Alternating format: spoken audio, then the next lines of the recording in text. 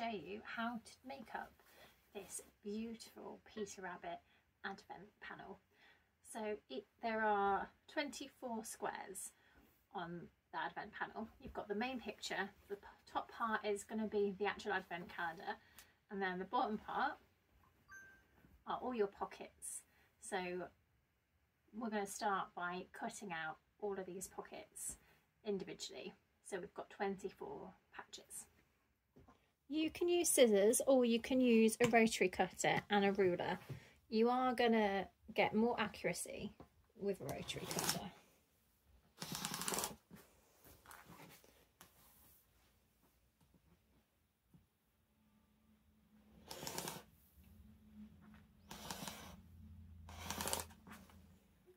I've done the strips and now I'm going to go in and I'm going to cut all of these up.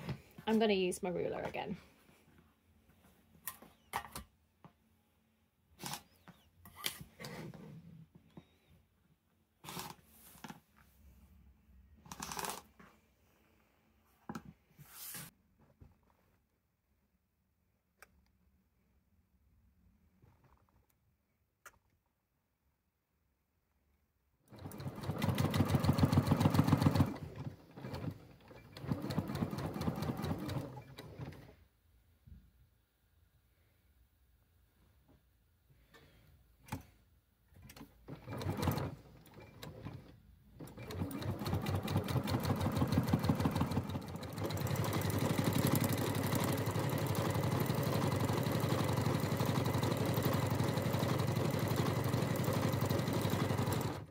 It's a case of matching up the pockets onto the panel and pinning them down.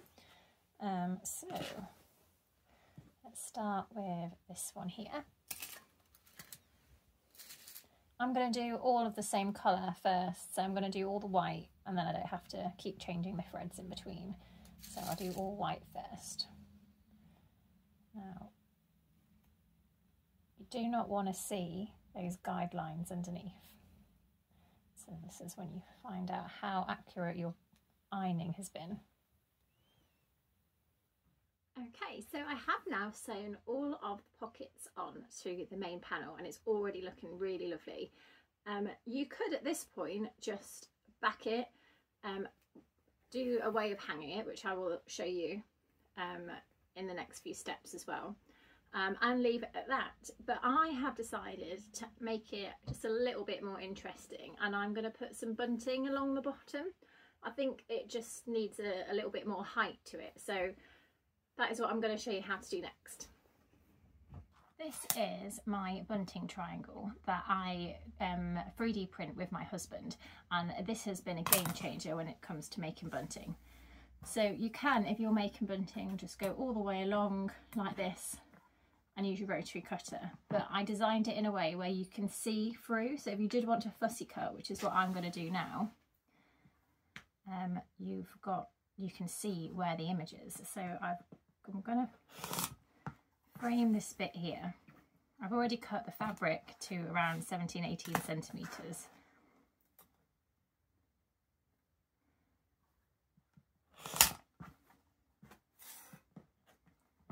And there, you're going to get perfect equal size triangles now.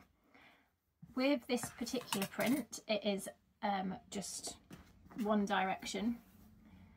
So if you did the upside down triangle, the image is going to be upside down, but since this is going to be on the back of the advent calendar, I am going to back it with the wrong way around piece, just for the sake of not wasting fabric. So I'm going to do, I think, 3 in this sage green, which is with the same collection as the advent calendar, and I'm going to do 2 in this one with the little reefs. So I think I could fussy cut one of each of the reefs. So there's one there and there's one there. Yeah, so that is my next job.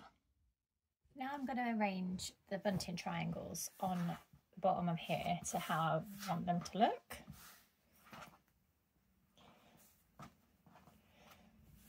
So I am quite happy with that order. I have folded it in half and just made a little crease so I know where the exact middle is, and I can make sure that this one is then in the centre. think they'll probably just fit pretty much exactly. So I'm going to fold them over and pin them.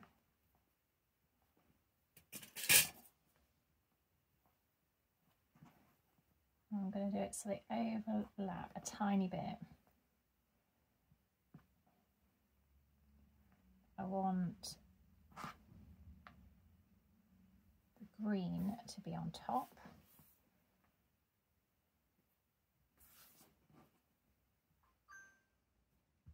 Okay, so I'm going to pin those down and then I am just going to baste them to the bottom.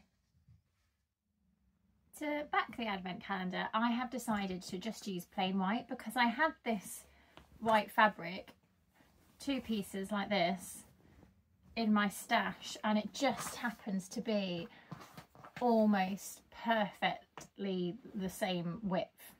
And it's always satisfying to use fabric that you've been stashing for just the right moment. So that is what I'm going to do. I have cut some wadding to the same size as the panel. I'm going to put that to one side for the moment.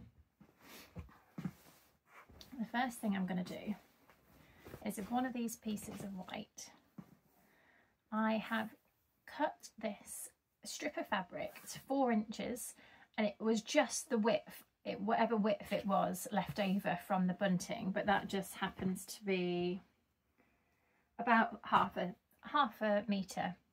I folded in the edges and then just top stitched them down, and I'm going to place this in the centre towards the top of the backing, and I'm going to top stitch down the top and the bottom, and then that is going to create a runner, so you can use a stick which you can run through it, and then that is how you can hang your quilt.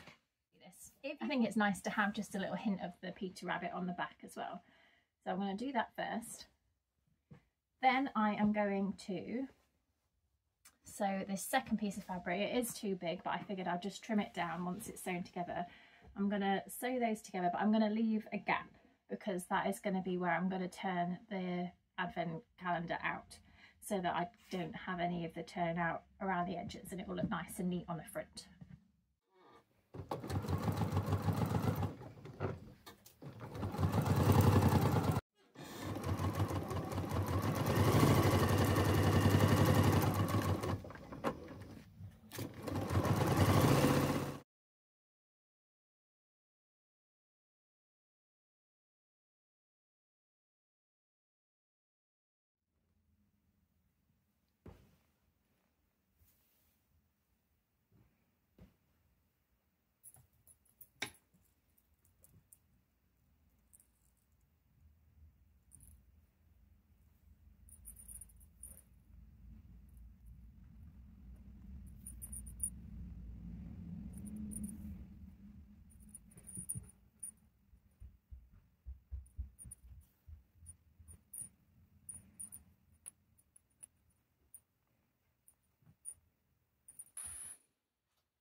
So I have finished the advent calendar. It was really easy. The only thing that slowed me down is taking lots of pictures and videos for you as I've gone along. I mean, there were a little bit fiddly bits, but it came together really nicely. I have added some bells to the bottom, which just added just a little bit more charm and magic that you want at Christmas. So yeah, my top tips would be, when you're adding top stitching, I did it with just the wadding initially, and I wish I'd done it once the backing was on. So I have done 2 lines around the top, and I'm trying to keep them as close together or equal apart as I could. And then we're also I've added an extra one around the centre. Just be really careful that you don't end up catching however you've decided to hang it when you go around and do that top stitching. But besides that, I think it's been very successful.